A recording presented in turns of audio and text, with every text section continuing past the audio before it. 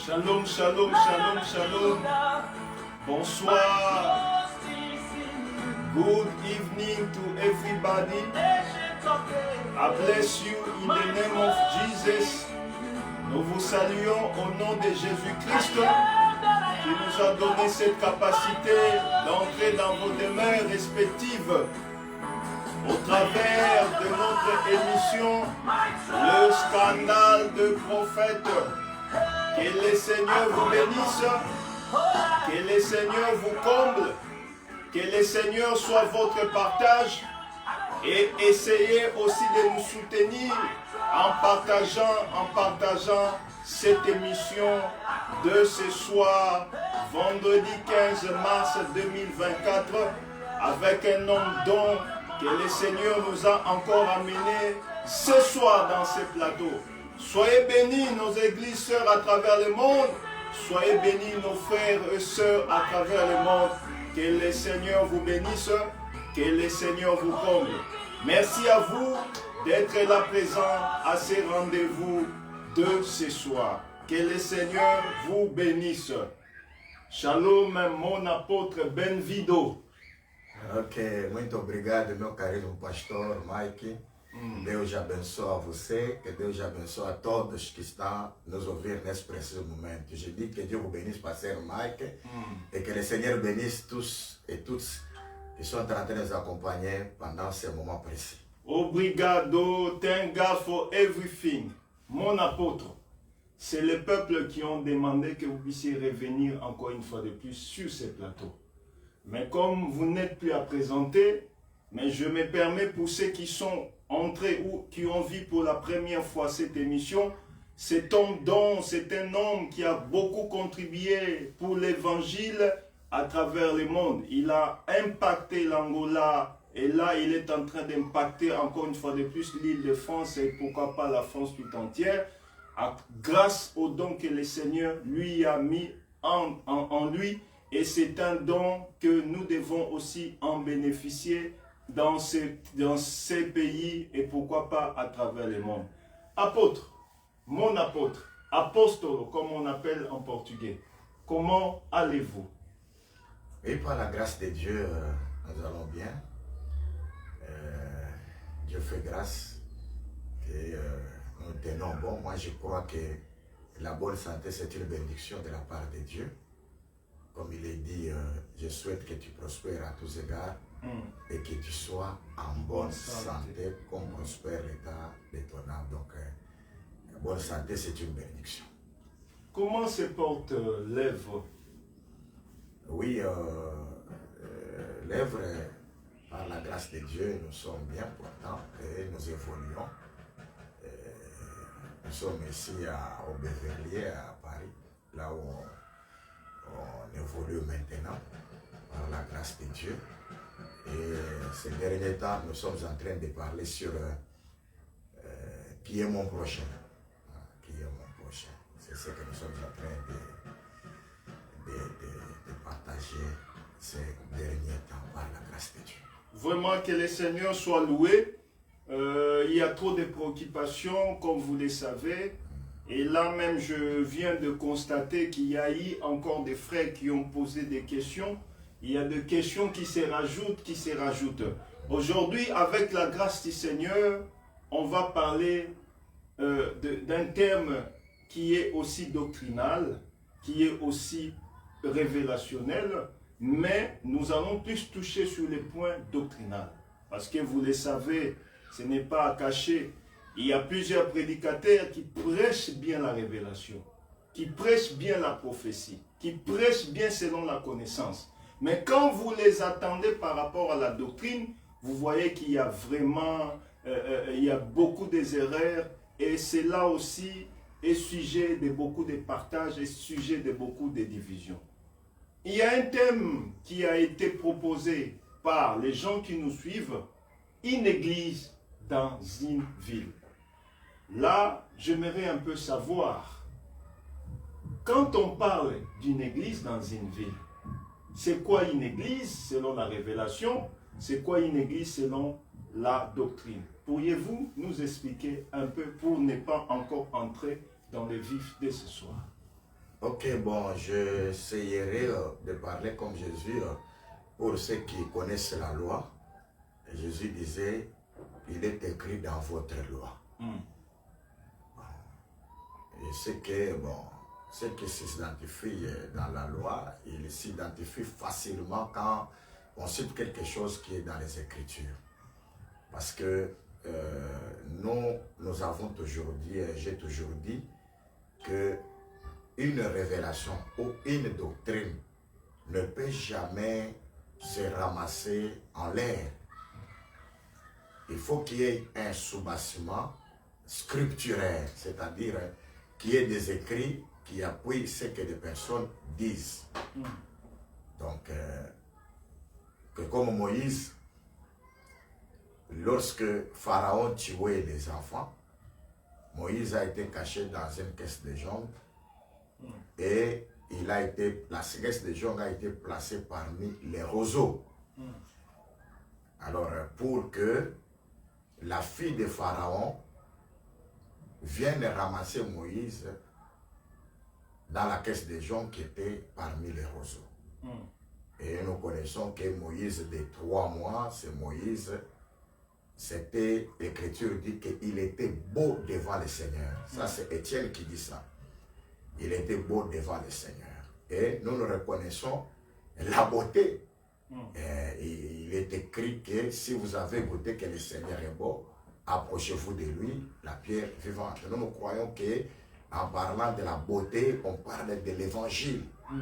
Alors l'Évangile a été un mystère. C'est ça Moïse qui est caché dans la caisse des joncs. C'est un mystère. Mais un mystère est caché parmi les roseaux. Vous voyez?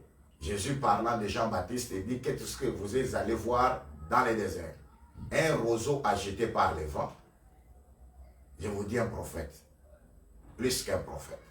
Donc ça veut dire que le roseau, Jésus l'a identifié à un prophète. Mais la caisse des joncs qui cachait Moïse à l'intérieur était non pas parmi un seul roseau, mais parmi plusieurs roseaux. C'est là que nous disons, vous voulez découvrir Moïse, allez là où il y a les roseaux.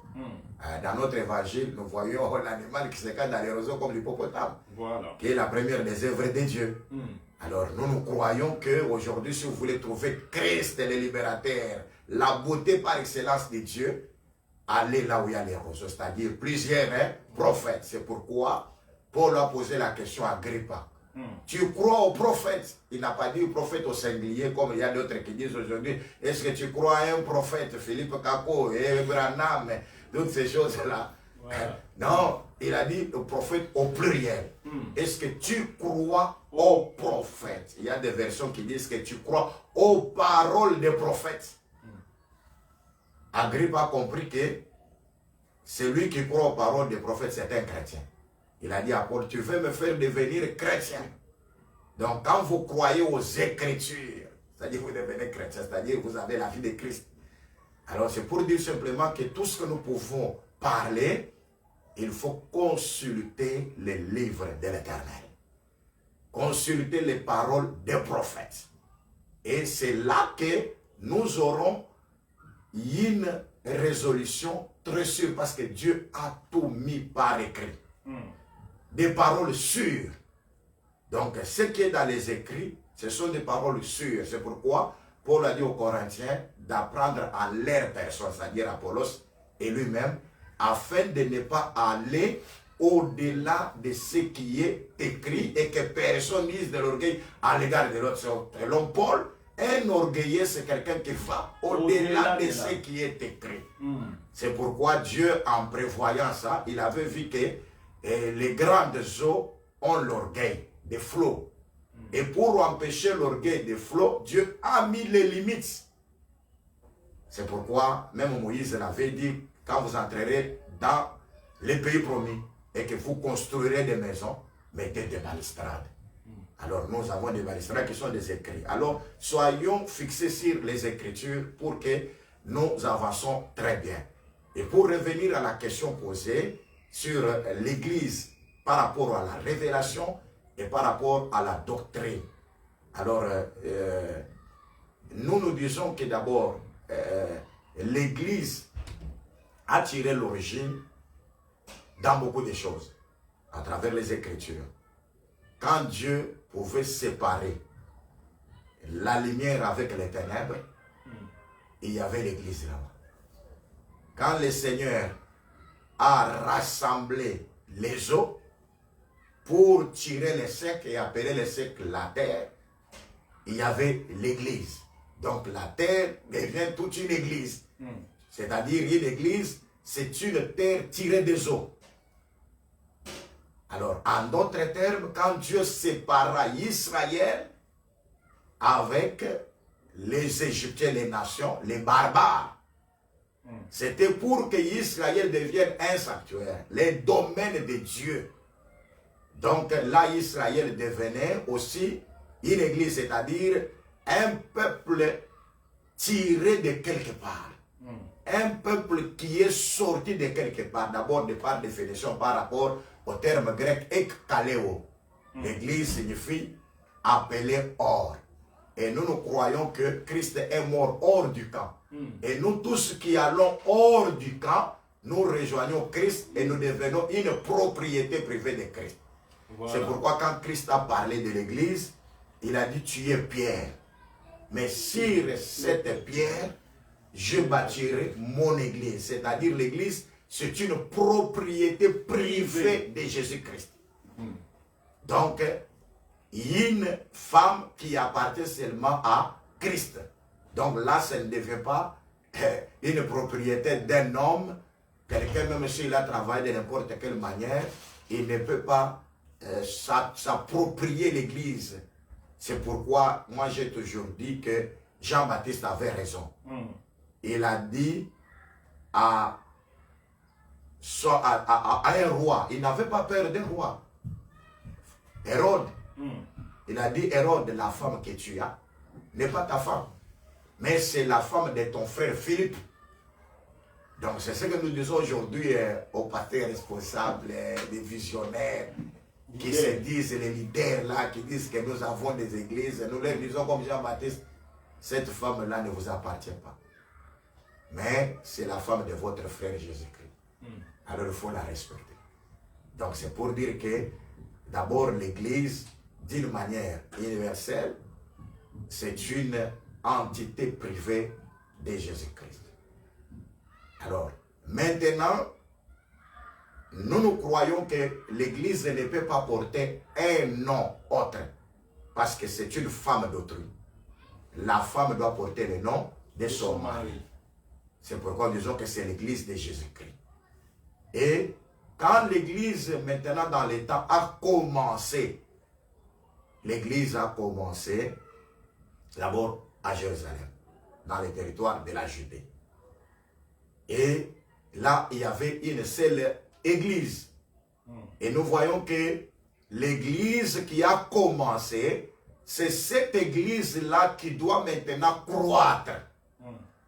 Et en croissant, l'église est allée de Jérusalem, l'église est allée à Samarie avec Philippe, et nous voyons que l'église a commencé à croître en Antioche, aux Corinthiens, aux autres, et aujourd'hui, quand nous avons l'église en France, c'est la croissance de cette église qui avait commencé à Jérusalem.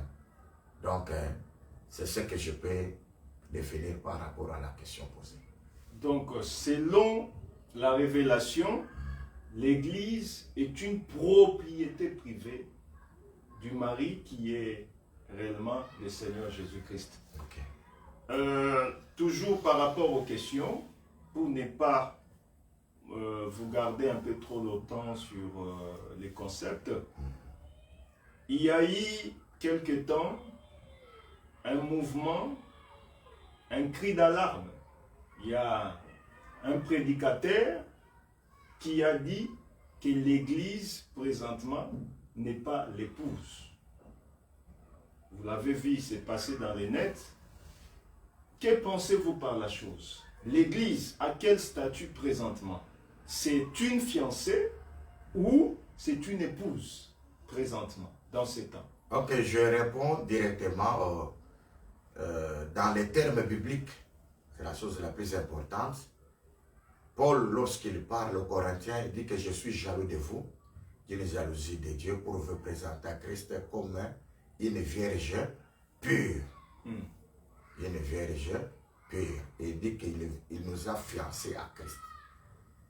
Donc, en d'autres termes, l'Église est une fiancée. Parce que nous attendons le mariage pour que nous soyons réellement la propre épouse de Christ les jours où nous serons enlevés pour que nous entrons dans la fête des noces. Mais dans les termes bibliques, une fiancée aussi c'est une épouse. Et ce qui a rassuré ça, c'est l'ange Gabriel. Lorsque Joseph voulait se séparer de Marie secrètement parce qu'il avait vu que Marie était tombée grosse. Gabriel, lorsqu'il est venu, moi j'aime aussi l'ange Gabriel quand il vient. C'est comme il était venu à Daniel, il a dit que tu es mon bien-aimé. Lorsqu'il est venu à Zacharie, le père de Jean-Baptiste, lorsqu'il doutait de la promesse, il a dit, je m'appelle Gabriel, je me tiens devant la face de Dieu. C'est le même Gabriel qui a dit à Joseph, ne répudie pas Marie, ta femme, pendant que Marie était la fiancée. Donc, une fiancée aussi, c'est une épouse. Et nous croyons que nous sommes épouses de Christ par espérance. Par espérance. C'est comme quelqu'un qui dirait, comme les Écritures disent, que notre vie est cachée avec Christ en Dieu dans les lieux célestes. Quelqu'un peut dire, nous sommes déjà enlevés, parce que nous sommes déjà dans les lieux célestes. Et on te dira aussi que non, non, nous ne sommes pas encore enlevés parce que ce corps n'a pas encore connu la rédemption. Spirituellement, nous sommes avec Dieu dans les célestes. Mais vivant encore dans cette tente de chair, nous devons quitter cette tente pour rester toujours avec le Seigneur. C'est pourquoi je dis, une église, aujourd'hui l'église est fiancée et a l'assurance d'être épouse. Un jour, nous serons épouses, mais nous vivons déjà cette espérance-là. C'est pourquoi nous disons que d'ici là, nous avons l'assurance du salut, que ce que nous vivons aujourd'hui sera concrétisé. Donc, dans les termes bibliques, c'est comme ça. Une fiancée aussi peut être appelée épouse. Merci pour la réponse, très cher apôtre. Notre préoccupation est, peut-on avoir une église dans une ville? Vous avez répondu sur le premier concept qui est réellement l'église, et le second concept qui est la ville. En soi, la ville est quoi? C'est quoi la ville? Ah oui, bon, c'est exactement parce que c'est ce que je disais ici, que l'église, non seulement que le nom de son mari, l'église de Jésus-Christ, l'église des saints, les églises de Dieu qui sont à. C'est ça les termes bibliques. Les églises de Dieu qui sont à. Les églises des saints, l'église des élus. Donc, dans les termes bibliques, c'est comme ça que ça se nomme. Mais les églises prenaient les noms de la ville où elles se situaient. Et pourquoi nous avons vu à travers les Écritures, quand vous lisez, on dit l'église qui est à Corinthe. Parce que Corinthe, c'était toute une petite ville par superficie. Mais lorsque ça se retrouve comme ici à Paris, comme à Paris, la région parisienne, c'est trop vaste. Là, comme c'est toute une région, ça devient comme la région de Galatie. Galatie aujourd'hui c'est Istanbul. Je pense que vous avez déjà sillonné pour voir Galatie là, Galate. Là on ne dit pas encore à l'église qui est à Galatie, parce que là c'est une région. Là on dit aux églises qui sont en Galatie. Pourquoi? Parce que la région, comme la région parisienne, n'est pas une commune, mais il y a plusieurs communes, il y a plusieurs arrondissements, toutes ces choses-là. Voilà.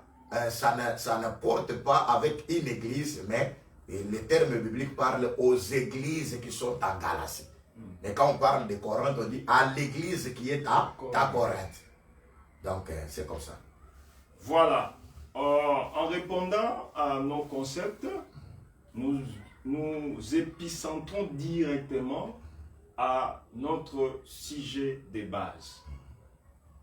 Peut-on avoir une seule église dans une ville? Oui ou non? Parce que vous venez déjà de nous flasher en disant que l'Île-de-France ou Paris est grande. Il y a plusieurs villes dans Paris. Alors, est-ce qu'on peut réellement avoir une seule église? Là, je réponds déjà. Je pose aussi la question d'un frère qui avait posé la question au nonce. On peut avoir une église qui regorge plusieurs prédicateurs, mais tous les membres se réfugient dans cette église pour avoir tous les prédicateurs dans une seule église. Est-ce que ça peut se faire ou pas? Bon, d'abord, d'emblée, je dirais à la première alinéa de la question, pour dire que dans une ville comme ça, c'est par rapport à une structure, j'avais donné parce que je ne peux pas parler en dehors des Écritures. Et pourquoi je dis que par rapport à la superficie, je ne trouve pas dans une seule localité, une ville qui n'a pas beaucoup de grandes superficies, trouver plusieurs églises là-bas. Pendant que ces gens-là confessent la même doctrine. Si les gens ont la même doctrine, ils ont dans une superficie, vous regardez, on ne peut pas retrouver plusieurs églises. Il faut qu'il y ait une église là-bas. Mais si la grande superficie, comme je parlais de la région parisienne, et que c'est beaucoup, si vous cantonnez les gens dans une seule superficie, là, en tout cas, les gens vont vous dire que mais en Galatie, et la région de Galate, il y avait plusieurs églises. Comment vous, aujourd'hui, vous cantonnez seulement une seule église dans toute la région parisienne ou bien en France. Donc là, il n'y aura pas beaucoup d'arguments que celui qui parle de cette manière peut donner. Alors, dire que dans une grande ville comme ça, on retrouve seulement un ministre de la parole. C'est ce que vous avez dit? Oui, c'est-à-dire une seule église et qui regorge plusieurs prédicateurs. On peut être, par exemple, je prends le cas au 93, où l'église, où se trouve l'église que vous êtes en train d'enseigner ces temps-ci. Il y a plusieurs ensemblées de ça. Il y a le frère d'Estin, il y a le frère de Perfite, il y a le frère de Pantin, il y a le frère de Drancy, et il y a le frère de Aubervilliers. Aubervilliers, Pantin, Stein, Perfite, Drancy se rassemblent avec ses prédicateurs et forment seulement une seule église qui regorge tous ces prédicateurs. Est-ce que c'est faisable ou pas? Pour qu'il y ait dans chaque localité, il y a les ministres, c'est cette localité a les ministres, ou seulement une seule localité? Non. Par exemple, toutes les églises là se regorgent dans une seule localité, dans une seule ville, voudrais-je dire, et ils mélangent tous ces prédicateurs, mais dans une seule église. C'est ça un peu la question. Est-ce qu'on peut avoir une seule église regorgeant tous les ministres de Paris et qui sont en train d'enseigner? C'est faisable ou pas? Plusieurs églises, mais avec une seule église qui a plusieurs ministres. Voilà. Dans cette même église, c'est-à-dire les autres n'ont pas de ministres. Les autres, toutes les églises la ferment. Ils viennent se rassembler dans une seule assemblée. Et dans cette assemblée, ils vont former comme tout un collège. Ensuite, ils vont commencer à enseigner à tour de rôle. C'est ça. C'est-à-dire si on réunit toutes ces églises-là dans un seul lieu, avec tous ces ministres-là, ils travaillent dans un collège, et que chacun travaille, chacun prêche à tour de rôle. Voilà, c'est ça. Ah oui, si aujourd'hui dans une seule ville, par rapport à la superficie, on dit non, non, nous nous retrouvons qu'il y a plusieurs églises, nous devons maintenant travailler ensemble et que tous ces ministres se rassemblent, je trouve que ce n'est pas mauvais. Je trouve que ce n'est pas mauvais et que quand ils se rassemblent, et nous croyons qu'ils doivent travailler ensemble, chacun à tour de rôle. Parce que moi, j'ai toujours dit ceci, même quand Paul marchait avec Barnabas, vous avez trouvé quand ils sont arrivés à Lystre, on a dit que ces gens-là de Lystre, ils les ont déifiés, ils les ont donné le nom de Dieu. Et quand ils ont donné le nom à Paul, parce que Paul, en Actes des Apôtres chapitre 14e, ils ont été appelés avec Barnabas que les deux sont des apôtres. Mais ce sont des apôtres. On ne peut pas être un apôtre, un ministre sans pour autant avoir la capacité de transmettre la parole. Parce qu'il y a la différence entre les ministres et tout enfant de Dieu. L'enfant de Dieu peut avoir beaucoup de connaissances, mais il n'a pas la capacité de transmettre. L'art de la transmission. C'est-à-dire que le ministère, c'est quelqu'un qui a l'art de la transmission. Donc, dans les Écritures, Paul dit à Timothée, ce que tu as reçu de moi, en présence de plusieurs témoins, confie-les aux hommes d'abord fidèles. Ces hommes sont fidèles et ils sont capables de les transmettre aux autres. C'est-à-dire, ces hommes fidèles, ils ont l'art de ils ont la capacité de la transmission. Donc, c'est la transmission que nous voyons cette capacité, cet art-là, que nous voyons le ministère en ça. Alors, maintenant, mais quand ils se sont retrouvés comme des ministres, Paul, excusez, Paul et Barnabas, nous avons vu que c'est lui qui était le porte-parole, qui tenait la parole. C'était Paul. Mais en Actes des Apôtres, chapitre 13e, quand Barnabas est allé en Antioche, il a exhorté les frères. Et d'ailleurs, on l'appelait fils de l'exhortation. C'est-à-dire qu'il avait aussi la capacité de prêcher. C'est pour dire simplement, je dis ça pour dire que à chaque fois que les ministres sont plusieurs dans une assemblée, chacun travaille comme au jour d'autrefois, comme on avait institué les 24 classes des sacrificateurs, et que chacun travaille selon son tour. C'est comme le père de Jean-Baptiste Zacharie, il est entré pour travailler dans cette classe d'Abia et il travaillait à son tour. Donc quand un autre a la parole, les autres sont là. Et quand il termine, et les autres aussi peuvent, l'autre aussi peut prendre la relève et enseigner. Donc c'est-à-dire que là où il y a plusieurs ministres, le ministère peut travailler en collaboration. Le ministère travaille aussi pour la complémentarité. Mais quand vous voyez qu'il y a plusieurs ministres dans un seul lieu, il est question parce que, par exemple, dans cette, comme notre ville ici, il y en a plusieurs cités, il y a plusieurs autres villes dans une grande ville où, quand nous sommes plusieurs, il y a des autres qui peuvent aussi aller dans d'autres champs pour évangéliser, pour prêcher et enseigner et que plusieurs parviennent à la connaissance de la vérité. Voilà. C'est pour toujours avoir l'éclaircissement. Est-ce qu'on peut avoir juste un hôtel dans une ville? C'est-à-dire, on n'a qu'un seul lieu où on peut réellement adorer. Les autres ne sont pas connus.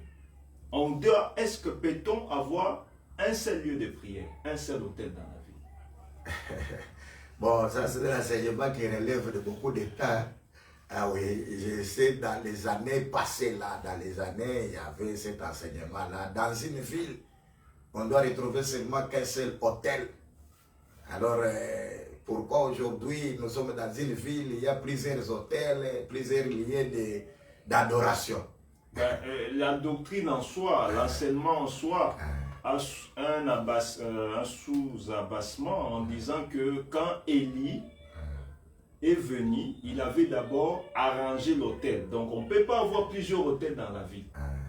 Et maintenant, c'est ce que je dis que quand vous vous référez à ça, il faut seulement se faire dire que, en réalité, quand on parle de l'autel, l'autel, là, il y a beaucoup de choses à dire sur ça. Pourquoi? Parce que l'autel n'est pas seulement un lieu approprié aujourd'hui, parce que notre lieu approprié, notre autel, notre temple aujourd'hui, c'est une personne. C'est le Seigneur Jésus-Christ. Alors, notre lieu d'adoration aujourd'hui, c'est comme on disait à la femme samaritaine, l'heure vient, elle est déjà venue, où ce ne sera pas sur la montagne, où ce ne sera pas à Jérusalem, et on adorera Dieu, parce que les vrais adorateurs aujourd'hui adorent Dieu en esprit et en vérité. Là, l'hypothèse de dire comme il y a un seul hôtel, là dans une ville, il faut que seulement il y ait une seule église, là l'hypothèse là tombe. Du coup, l'hypothèse tombe parce que nous voyons aujourd'hui, nous avons un hôtel. Et l'apôtre Paul parlant de l'hôtel, en 1 Corinthiens chapitre 10e, il dit que ceux qui s'approchent vers l'autel, ils doivent être en communion avec l'autel. Or, en parlant de la communion avec l'autel, là l'autel devient un homme. Où il faut être en communion avec cet autel-là. Alors, c'est pourquoi nous disons aujourd'hui, et c'est comme Paul pouvait écrire à l'église qui est à Corinthe, il dit que j'écris à tous ceux qui invoquent le nom du Seigneur, en quelque lieu qu'il soit. Vous voyez? En quelque lieu qu'il soit, leur Seigneur est le nôtre. Donc c'est pour dire que aujourd'hui, nous avons plusieurs lieux où les gens peuvent se réunir. Quoique nous avons plusieurs lieux où les gens peuvent se réunir, mais nous avons seulement qu'un seul hôtel. Et l'hôtel que nous avons, c'est la vraie doctrine, c'est le Seigneur Jésus-Christ, le vrai enseignement des apôtres. Quand les gens se réunissent à n'importe quel lieu et qu'ils ont l'enseignement des apôtres, c'est-à-dire ces gens-là ont l'autel de Dieu établi.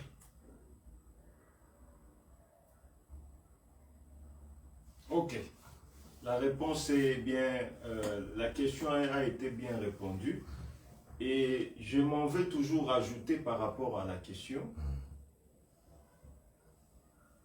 Les disciples viennent voir le Seigneur en disant, nous avons rencontré quelques personnes, quelques gens qui prêchent aussi comme nous. Or, ces gens-là n'étaient pas de l'église de Jésus. Entre guillemets, ils n'avaient pas l'autel de Jésus. Bon, que répondez-vous par rapport à ça? Ah bon, Dieu se répète, hein? Nous disons que Dieu se répète, parce que Jésus, dans la chair, a envoyé les disciples pour qu'ils aient prêché. Ils ont reçu le mandat d'aller prêcher. Et quand ils sont allés, ils ont trouvé d'autres personnes qui chassaient les démons au nom de Jésus. Et ils ont tenté de les empêcher. Et après venir donner le rapport à Jésus-Christ. Et Jésus, qu'est-ce qu'il leur a dit? Il n'y a personne qui peut être pour nous et qui soit contre nous. Donc quand quelqu'un fait quelque chose pour nous, il ne sera pas contre nous. C'est pourquoi disons que quand nous recourons à travers les Écritures, Dieu avait dit à Moïse d'étendre les mains et que son esprit descende sur 70 anciens.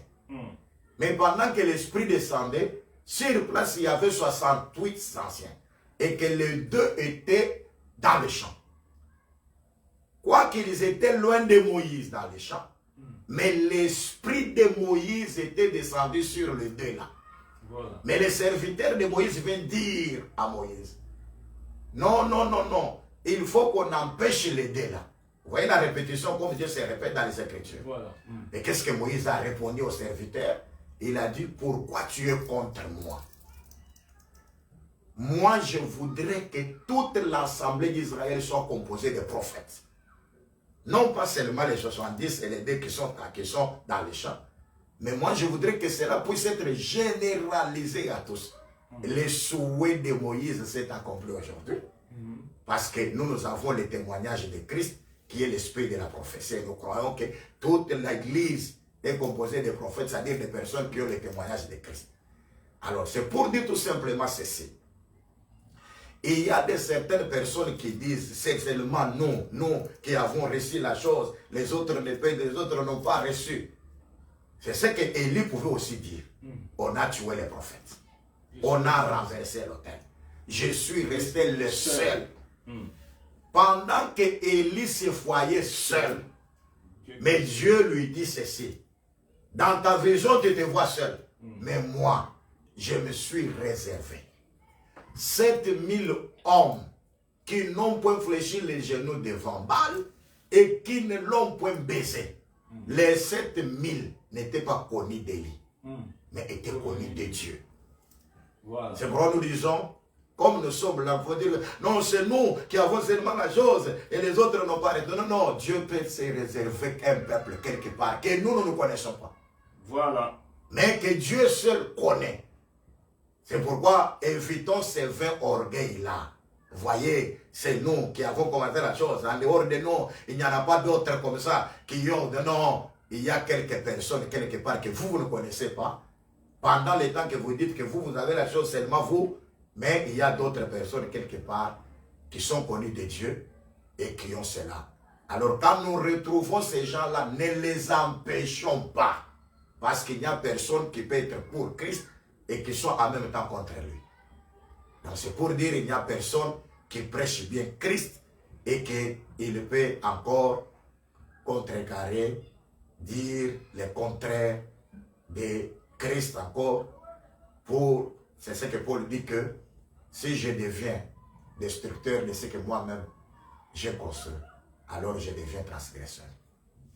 Vraiment, merci très cher apôtre. Nous parlons et disons à nos chers auditeurs, internautes, pardon, vous avez la capacité de poser vos questions pendant que nous sommes en train de faire notre émission. Il y a de bien-aimés qui ont posé des questions, je pense que nous avons répondu quelques-unes, et il y a un autre qui pose la question de savoir. Un pasteur peut-il avoir des églises locales? Sinon, pourquoi? Là, il parle, le pasteur local a des églises. Alors, donc il demande si réellement un pasteur peut avoir des églises locales dans une même ville. Bon, c'est-à-dire qu'il a une localité où il est conducteur et en même temps, il a aussi une autre localité où il est conducteur. Deux églises différentes. Bon, aujourd'hui, vous voyez mon pasteur, il y a beaucoup de choses qui sont en train de se faire d'une manière ou d'une autre. Parce qu'il y a des gens qui se comparent à Paul, qui disent, montrons-nous l'église locale de Paul. Et aussi, c'est une question que les gens peuvent poser. Voilà. Parce que les gens aussi se comparent à Paul, ils disent que montrez-nous l'église locale de frère Paul, de l'apôtre Paul. Parce que vous retrouvez Paul, il est apôtre chez les Corinthiens, il est apôtre, il est apôtre quand il se retrouve en Galatie, il est apôtre, maintenant l'église locale de Paul se retrouve où? Alors, il y a des ministres aussi aujourd'hui qui se donnent aussi des listes. Non, moi je ne peux pas avoir une église locale. Vous voyez? Donc, moi j'ai toujours dit que l'apôtre Paul a reçu une mission spéciale comme Pierre l'en avait reçu. C'est pourquoi l'Écriture dit celui qui a fait de Pierre l'apôtre des Juifs, c'est-à-dire l'apôtre des circoncis. Il a fait aussi de Paul l'apôtre des non-juifs. C'est pourquoi Paul dit, en lisant ces choses, vous pouvez comprendre l'intelligence que j'ai du mystère de Christ pour vous païens, c'est-à-dire non-juifs. Là, Paul, Dieu l'a utilisé pour qu'il devienne une lumière pour les nations. C'est-à-dire aujourd'hui, toutes les églises des nations, c'est lui qui nous a ouvert les yeux pour comprendre les choses, c'est le frère Paul. Mais lui, le frère Paul, il a dit à Tite qu'il mette de l'ordre dans chaque ville. C'est-à-dire que dans chaque ville, il faut qu'il y ait des conducteurs appropriés.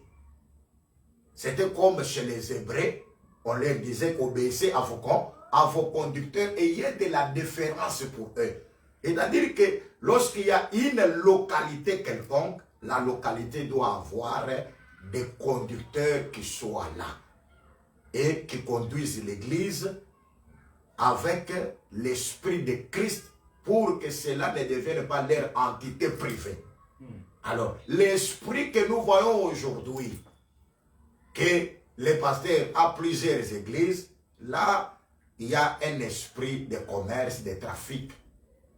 Hein? Je pense que vous avez parlé avec mon pasteur Bosco. Jean Bosco, ah, oui, le Seva, vous avez il parlé. est en train de nous suivre. Nous vous saluons, très cher pasteur Jean Bosco. Donc, c'est dans un esprit. Il y a un esprit. C'est pourquoi nous ne nous attaquons pas aux hommes, mais nous nous attaquons aux esprits. Oui. Et vous êtes dans une ville et vous chapeautez sur les deux églises pour contrôler les offrandes, contrôler les dîmes, tout ce qui se passe là. Vous avez la même mise sur ça. Là, vous devenez un visionnaire. Et c'est ce que nous disons aujourd'hui, qu'il y a un esprit de dynastie que nous sommes en train de combattre farouchement. Où vous voyez qu'il y a des ministres qui se sont créés des disciples et des autres ministres pour contrôler leurs églises afin qu'ils ne puissent pas les échapper à leur contrôle. Alors, c'est dans cette optique-là que nous disons que en réalité, cet esprit-là, c'est un esprit de l'enfer. C'est un esprit du diable qui fait que des gens aient les yeux sur le matériel. Et le frère Paul prêchant la parole aux Thessaloniciens, il dit que notre prédication ne repose ni sur le rêve, ni sur des mobiles impurs. Nous n'avons jamais employé des paroles flatteuses et nous n'avons jamais eu un mobile de cupidité. C'est-à-dire que aujourd'hui, il y a les mobiles de cupidité qui fait maintenant que, vous voyez, quand j'ai ma boutique ici, je dois encore faire une autre boutique, contrôler la boutique pour avoir des gains sordides. Alors, c'est dans ce cadre-là que, bon, je dis ici que quand vous êtes conducteur quelque part, il faut d'abord être dans ce campement-là. C'est-à-dire que Dieu peut vous enlever et vous envoyer aussi dans un autre campement. Et quand vous allez dans un autre campement, vous serez aussi utile quelque part. Voilà. Là, c'est le frère Moïse qui nous a dit. Moïse a dit aux Lévites, si un Lévite se sent qu'il est mal à l'aise quelque part et qu'il veut aller dans une autre ville, ceux qui sont là dans cette ville-là, il doit accueillir ces Lévites-là et ils auront dans les biens qu'ils tirent la part égale. Oui. Mais aujourd'hui, ce n'est pas fait. Je viens maintenant là où le pasteur Mike travaille. J'ai dit non, non, on doit travailler avec vous. Ah, maintenant, dans la part là, c'est le pasteur Mike qui a la part supérieure. Non, non. Là, le frère Moïse ne dit pas mais. Il est contre la chose. Il ne dira pas mais. C'est pourquoi vous voyez qu'il y a beaucoup de choses pour contrôler. Il faut maintenant avoir dans une ville, vous voyez, il a des églises, c'est pour contrôler toutes ces choses. Pourquoi? Parce que la part égale que Moïse a prévue aux Lévites n'y est pas. N'y est pas. Ok, très cher apôtre, nous sommes vraiment bénis et nous allons répondre à une préoccupation. Le frère demande, un pasteur ou un homme de Dieu peut-il prêcher seulement sur les nets sans avoir une église? C'est-à-dire un apôtre sans église, un pasteur sans église, un évangéliste sans église, un docteur sans église, mais son église c'est seulement les nets. Bon, dans les termes nets là aujourd'hui, au temps jadis là, les nets là n'existaient pas. Alors aujourd'hui, c'est un moyen où les gens véhiculent la parole comme nous véhiculons la parole. Alors quelle est l'importance d'une église locale? l'importance d'une église locale, même les ministres qui travaillent, nous devons veiller les uns et les autres. C'est-à-dire, vous travaillez, mais il y a des personnes qui veillent aussi sur vous. Afin qu'il n'y ait pas de pelotons libres. C'est-à-dire que vous faites ce que vous voulez, et il n'y a pas quelqu'un qui contrôle sur toi. Alors, c'est pourquoi quand Dieu fait que les gens puissent s'assembler, c'est pour que nous ayons aussi l'œil à l'égard de l'autre, et l'autre aussi nous regarde, et nous veillons les uns les autres pour nous exciter à la charité et aux bonnes œuvres. Pourquoi cette façon-là de dire qu'il y a seulement des pasteurs qui sont des pasteurs sur les réseaux sociaux, en tout cas, comment ils doivent prêcher sur comment ils vont encadrer les brebis qui acceptent ce qu'ils prêchent.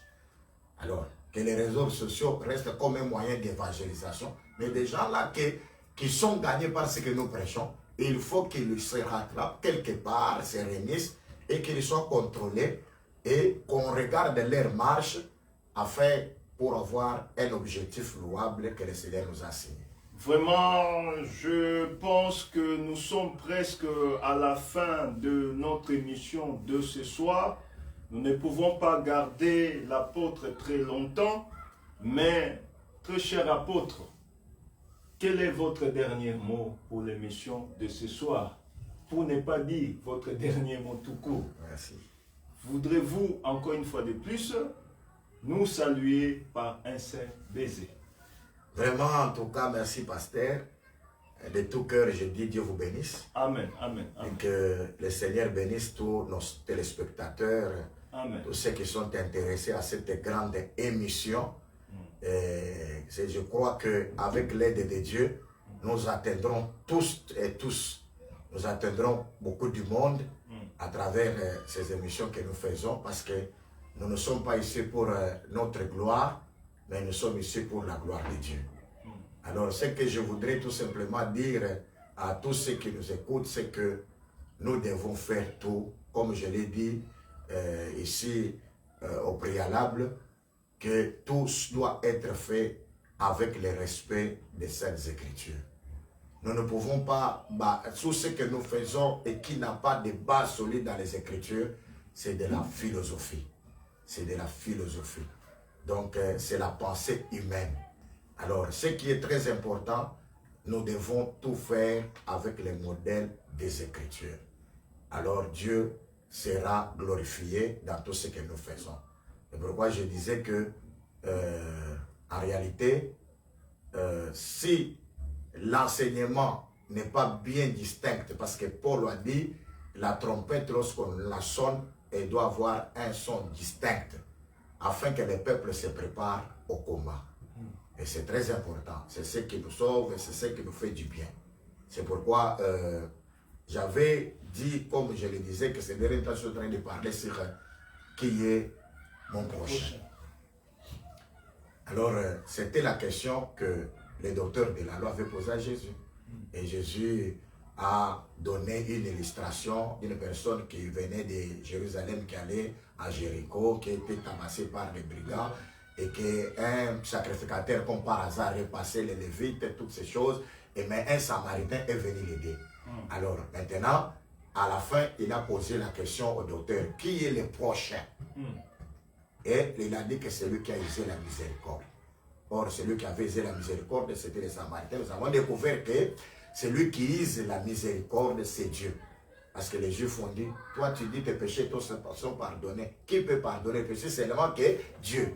Alors Dieu venant notre prochain, il a revêtu le corps appelé Jésus-Christ. Alors le prochain vient aider celui qui est tabassé, qui est assujetti. Et nous voyons aujourd'hui, c'est comme quand la crise était en Israël, et qu'une femme se sont combinées avec l'autre pour manger leur enfant, et le lendemain, ils devaient manger l'enfant de l'autre. Ils ont bougé l'enfant de l'autre, et ce jour-là, l'autre se voyant qu'ils n'ont pas mangé l'enfant de l'autre, et qu'il y avait la discussion, il a vu le roi, il a dit, mais viens à notre secours. Le roi a dit, est-ce que moi je peux venir à votre secours si ce n'est que Dieu? Parce que Dieu veut venir à votre secours en vous envoyant les biens de l'air. Là, on tire le blé. et en vous envoyant aussi les biens du pressoir. C'est là qu'on retire les vins. Donc selon le roi d'Israël, c'est lui qui peut venir au secours du peuple qui est châtié, détruit. C'est celui qui a la capacité de donner les blés et les vins. C'est pourquoi nous disons que le seul qui pouvait donner les blés et les vins, c'est Melchisedec, qui aujourd'hui, c'est le Seigneur Jésus-Christ travaillant à travers les ministères de la parole. Amen. Là où il y a les ministères de la parole, il y a les pains, il y a les vins qui viennent pour secourir l'homme.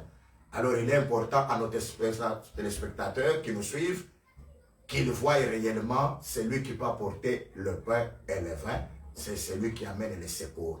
Et je dis à tous ceux qui nous écoutent, qui sont malades, quand cette femme-là, cananéenne, pouvait appeler Jésus-Christ pour venir guérir, et Jésus a dit, les pains des enfants, on ne peut pas donner les chiens. C'est-à-dire que c'était le problème de la guérison, mais Jésus a parlé du pain. Donc la nourriture apporte la guérison. Et c'est pourquoi nous disons que la fille de Jairus était morte et ce qu'il avait tué, c'était la faim. Parce que quand Jésus l'a ressuscité, il a dit au père et à la mère, donnez-lui à manger. C'est-à-dire que les manger restaure, les manger fait qu'aujourd'hui, ceux qui étaient morts redeviennent à la vie. Que plusieurs puissent retourner à la véritable parole, à l'évangile qui guérit, à l'évangile qui restaure, à l'évangile qui ressuscite. C'est pourquoi je dis à tous qui sont malades que le Seigneur vous guérisse et que tous ceux qui ont des problèmes difficiles, que le Seigneur leur donne la solution. Au nom de Jésus-Christ. Amen. Amen. Que le Seigneur vous bénisse. Nous remercions tous ceux qui ont été au rendez-vous de ce soir. Nous bénissons les très chers ministres qui sont partout en Europe et nous martelons pour dire que notre plateau n'est pas seulement réservé à certaines ou une catégorie des hommes de Dieu. Le plateau est ouvert à tout le monde qui veut faire un débat, qui veut exposer. Nous sommes là. Nos numéros sont affichés tout au-dessus de notre thème ou du sujet de cette émission de ce soir.